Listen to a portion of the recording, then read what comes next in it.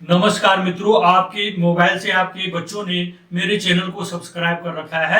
उसमें मैं मैथ्स और साइंस की वीडियो डालता हूं। इस क्रम में मैं आज साइंस का पेपर डाल रहा हूं। ये जो प्रश्न पत्र 9 के प्रश्न पत्र को हल करके डाल रहा हूं, जो बच्चों ने अभी हल किया है। तो देखते हैं कि आपके बच्चों के कितने नंबर आए। तो ये वीडियो आप अपने बच्चों को जरूर दिखाएगा और उसमें उनके कितने अंक आ रहे हैं ये पता चल जाएगा। तो आप प्लीज वीडियो को पूरा देखिएगा। धन्यवाद। पादप कोशिका की भित्ति मुख्यतः बनी होती है। पादप कोशिका की भित्ति मुख्य रूप से सेलुलोज से बनी होती है। गुरुत्वीय त्वरण का मान होता है, गुरुत्वीय त्वरण का मान 9.8 मीटर पर सेकंड स्क्वायर होता है। आवृत्त का एसआई मात्रक है। आवृत्त का एसआई मात्रक हर्ट्ज है।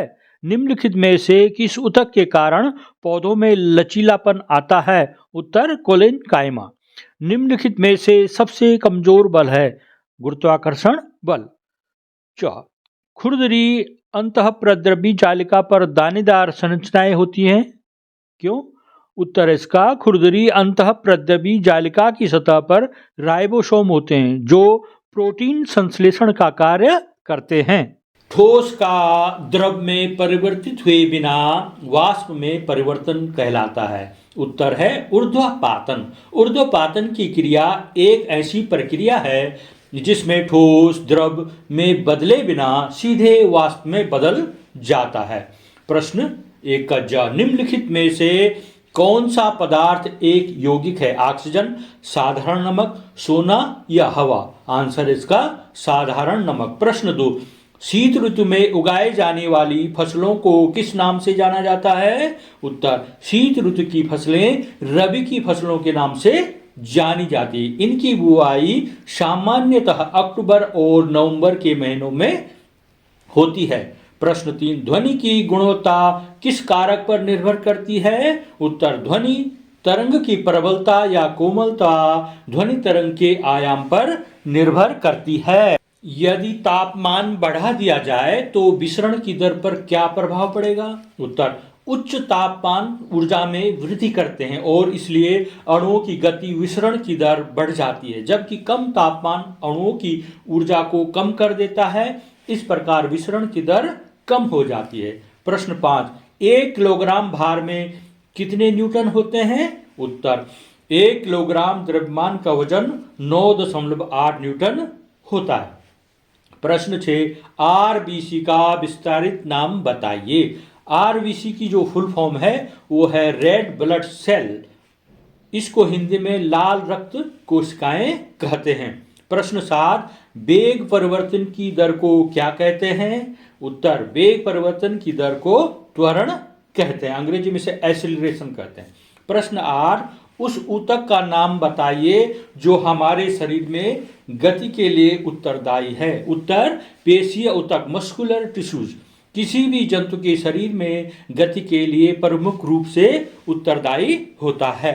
प्रश्न 10 दो वस्तुओं के बीच लगने वाले गुरुत्वाकर्षण बल पर क्या प्रभाव पड़ेगा यदि वस्तु का द्रव्यमान 2 गुना कर दिया जाए? वस्तु का द्रव्यमान 2 गुना होने पर दो वस्तुओं के बीच गुरुत्वाकर्षण बल भी 2 गुना हो जाता है। प्रश्न 2 था दोनों वस्तुओं के द्रव्यमान 2 गुने कर दिए जाए तो क्या होगा? उत्तर यदि दोनों वस्तुओं के द्रव्यमान 2 गुने कर दिए जाए तो उनके बीच लगने वाला गुरुत्वाकर्षण बल 4 गुना हो जाएगा, क्योंकि गुरुत्वाकर्षण जो बल है वो द्रव्यमानों के समानुपाती होता है। प्रश्न 11 निम्नलिखित में से संबंधित आवृत्तियों का परास क्या है? उत्तर अपश्रव्य ध्वनि परास है 20 हर्ट्ज से कम और प्राश्रव्य ध्वनि परास है 20,000 हर्ट्ज से अधिक। प्रश्न 12 मिश्रित खेती क्या है? उत्तर है जब फसलों के उत्पादन के साथ साथ पशुपालन भी किया जाता है तो इसे मिश्रित खेती या मिश्रित कृषि कहते हैं, मिक्स फार्मिंग।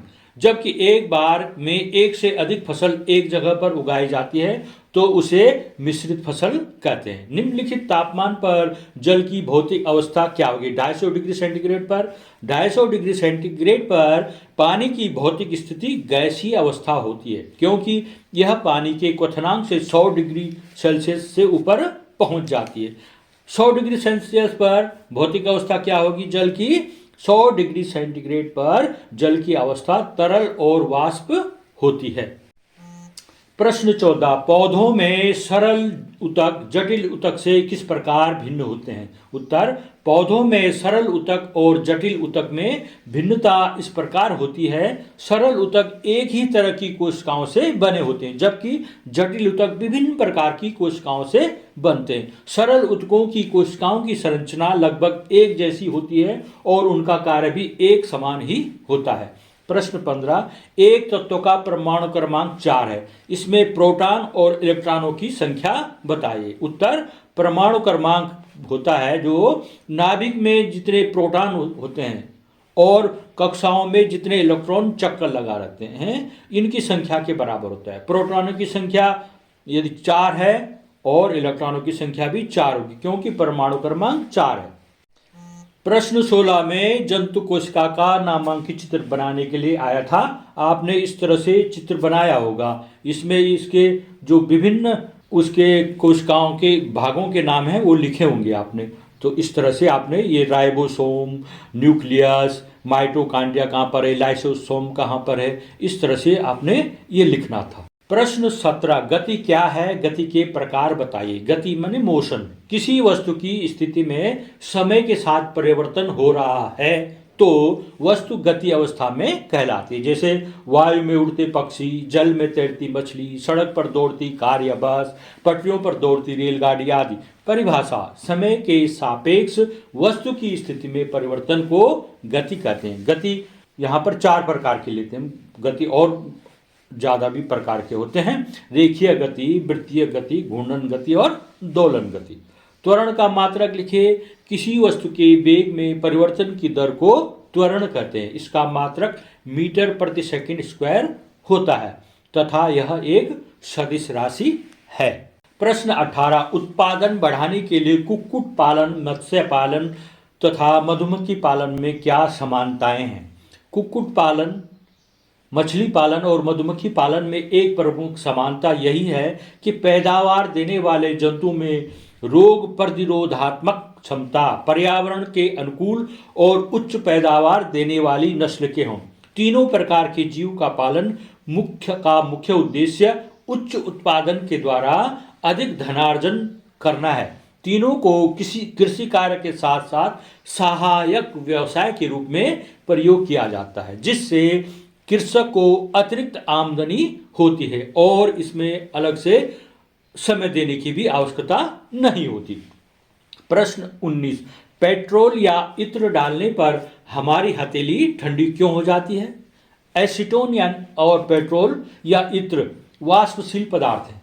जब इन्हें हथेली पर रखते हैं तो हाथ की गर्मी के कारण इनका वाष्पन तेजी से होता है। इसके लिए ये ऊष्मीय ऊर्जा हथेली से लेते हैं, जिससे हथेली क्या हो जाती है? ठंडी हो जाती है।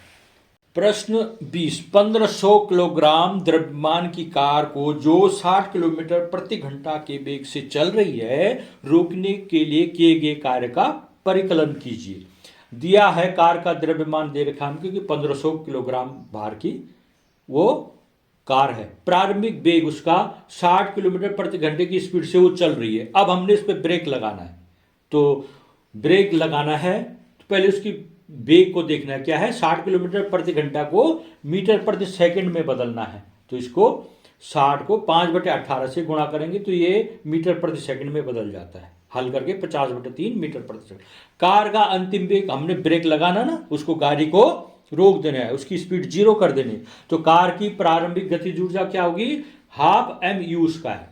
हाफ और m है इसका द्रव्यमान 1500 किलोग्राम और उसका प्रारंभिक वेग है 50/3। इन सबको हम हल करेंगे तो ये आता है 2,08,333 जूल। कार की अंतिम गतिज ऊर्जा क्या होगी? 0, क्योंकि हमने ब्रेक लगाना है। इस प्रकार कार को रोकने के लिए किया जाने वाला जो कार्य है गतिज ऊर्जा में परिवर्तन।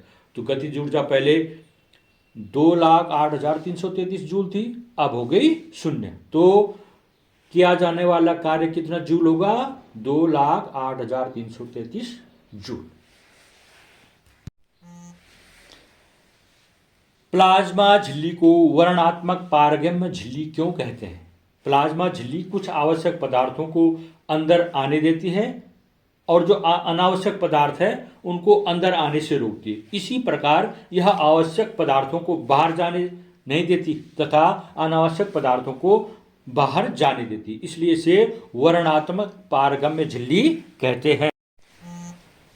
प्रश्न 21 है, पादप तथा जंतु कोशिका में अंतर बताइए। पादप कोशिका और जंतु कोशिका, इसमें पादप कोशिका में सेलुलोज की बनी हुई इसकी भित्ति होती है, प्लाज्मा झिल्ली इसमें दोनों पाई जाती है, जबकि जंतु कोशिका में कोशिका भित्ति नहीं होती, केवल प्लाज्मा झिल्ली होती है।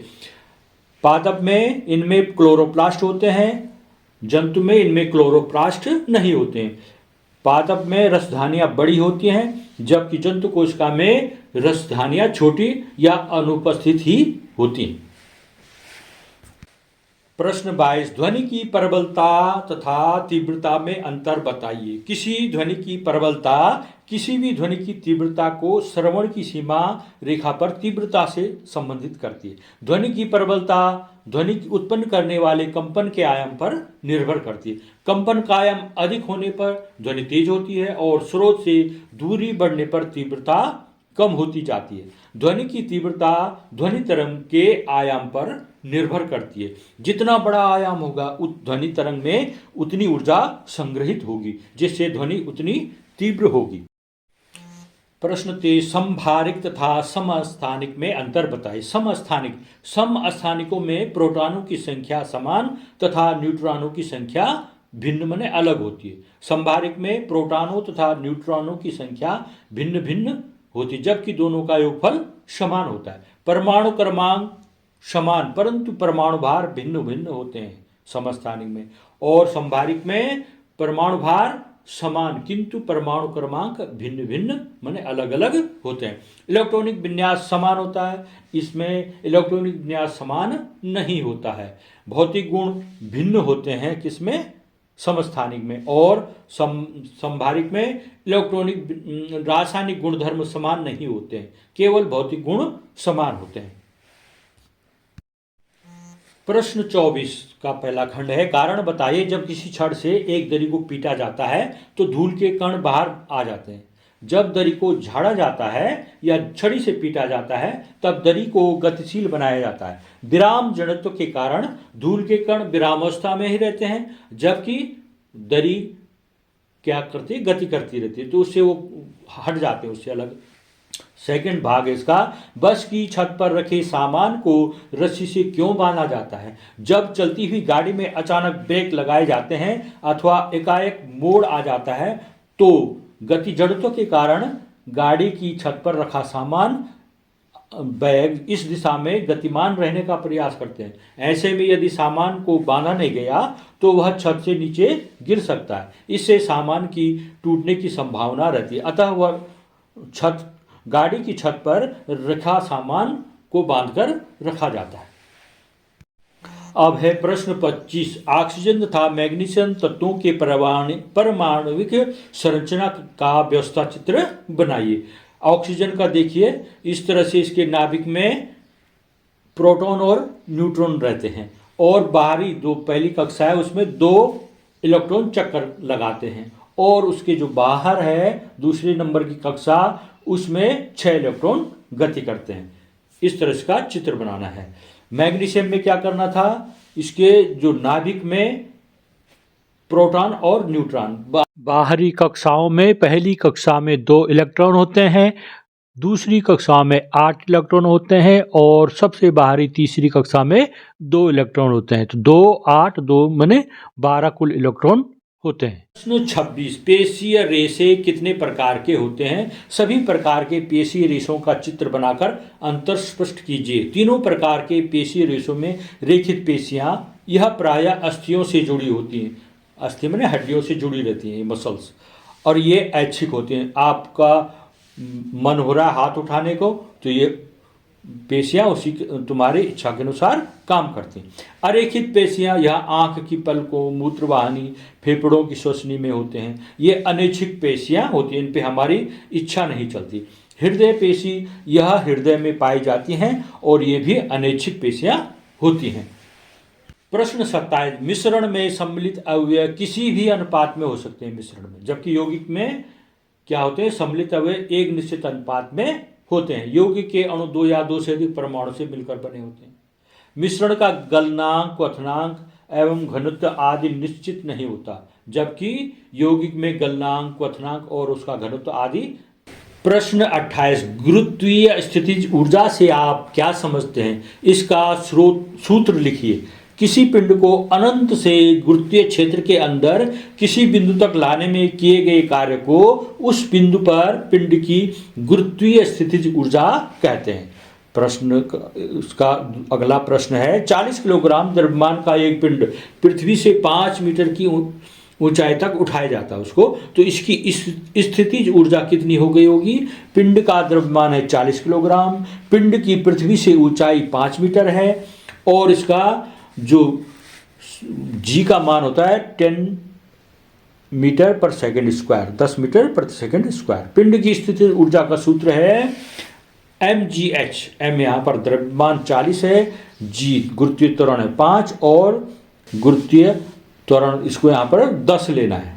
ठीक है, अब इनको मल्टीप्लाई कर दे, 40 पंजे 200, 200 10 की 2000 जूल इसका स्थितिज ऊर्जा होगी इसमें। अंतिम 2 प्रश्नों को बताने से पहले मैं आपसे अनुरोध करूंगा कि चैनल BVM लाइन को अवश्य सब्सक्राइब कीजिएगा और छात्रों को भी ऐसा करने को कहिएगा। धन्यवाद। अगला प्रश्न 29 है, धातु तथा अधातु में भौतिक गुणों के आधार पर अंतर लिखिए। पारा के अतिरिक्त सभी धातुएं साधारणता पर ठोस होती हैं, जैसे लोहा, सोना, चांदी, जबकि अधातु में यह साधारणता पर ठोस भी हो सकता है, द्रव भी हो सकता है तथा गैस, तीनों अवस्था में पाई जाती है। धातु का है, इसका घनत्व प्रायः अधिक होता है और इसका घनत्व प्रायः कम होता है। पीटने पर धातु में ध्वनि निकलती है, जबकि अधातु में ध्वनि नहीं निकलती है। धातुओं में एक विशेष प्रकार की चमक होती है, जबकि अधातुओं में कोई चमक नहीं होती। अब है अंतिम प्रश्न। इसमें आपने देख लिया होगा कि आपके कितने प्रश्नों के हल सही हुए हैं, आपको कितने अंक मिल रहे हैं। मैंने जो गणित का प्रश्न पत्र किया था बच्चों, देखो गणित में कितनी मेहनत, कितना अभ्यास की जरूरत पड़ती है। और ये साइंस है, साइंस एक रुचिकर विषय है, इसमें आपके अच्छे अंक आ सकते हैं। तो मैं गणित को आपको पढ़ाता हूँ, तो प्लीज़ गणित पे ध्यान दीजिए, उसका अभ्यास कीजिए, तभी गणित में आपके अच्छे नंबर आ सकते हैं। प्रश्न 30 है, माइटोकॉन्ड्रिया पर टिप्पणी लिखिए। माइटोकॉन्ड्रिया किसी भी कोशिका के अंदर पाया जाता है, जिसका मुख्य काम कोशिका के हर हिस्से में ऊर्जा पहुंचाना होता है। इसी कारण माइटोकॉन्ड्रिया को कोशिका का पावर हाउस भी कहा जाता है। लाइसोसोम जंतु कोशिका के कोशिका द्रव्य में पाए जाने वाला आवरण युक्त गोल गोल थैलीनुमा अंगाणुओं को लाइसोसोम कहते हैं। यह अंतः कोशिकीय पाचन में कोशिकाएं पाचन में मदद करता है। आपने मेरी वीडियो पूरी देखी, इसके लिए आपका बहुत बहुत धन्यवाद और आशीर्वाद।